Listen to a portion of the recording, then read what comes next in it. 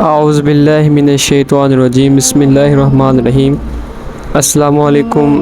آج آپ کے ساتھ انتہائی افسوسناک خبر شیئر کر رہا ہوں۔ ضلع فیصل آباد کی تحصیل ڈیڑہ والا میں افسوسناک واقعہ پیش آیا۔ مسیحی کمیونٹی میں سے 3 افراد، باپ اور 2 بیٹے، انہوں نے قرآن پاک کی بے حرمتی کی اور قرآن پاک کو نظر آتش کیا۔ بحیثیت مسلمان میں اس بات کی مذمت کرتا ہوں۔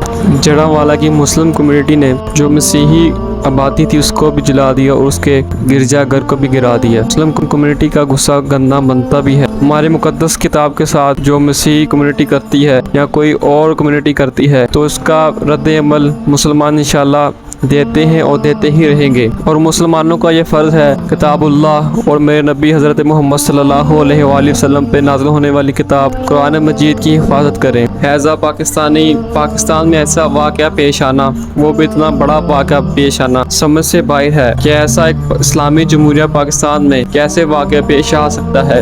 ڈیڑہ والا کے اسسٹنٹ کمشنر شوکت مسیح سندھو، انہیں بھی گرفتار کیا جائے اور انہیں بھی ان باپ بیٹوں کے ساتھ کڑی سے کڑی سزا دی جائے جو قرآن پاک کے ساتھ ایسا رویہ اختیار کرتے ہیں۔ حکومت کو چاہیے کہ انہیں سرے بازار آگ لگا کر جیسے انہوں نے قرآن پاک کی بے حرمتی کی ہے، قرآن پاک کو نظر آتش کیا ہے، ان کا بھی یہی حل ہے کہ انہیں بازار میں لٹکا کے آگ لگا دی جائے۔ آنے والی نسلوں کے لیے اور دوسرے ممالک جہاں اسلام کی اور قرآن پاک کی بے حرمتی کی جاتی ہے ان کے لیے نشان عبرت بنایا جائے کہ کوئی بعد میں قرآن پاک اور اسلام کی بے حرمتی نہ کر سکے۔ ڈیڑہ والا کے حالات اس وقت بہت سنجیدہ ہیں۔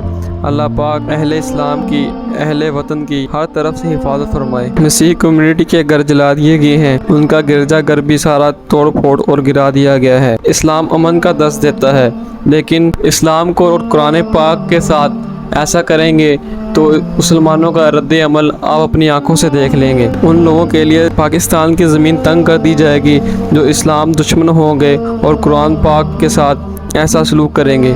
اللہ پاک اسلام کی اور قرآن کی حفاظت فرمائے۔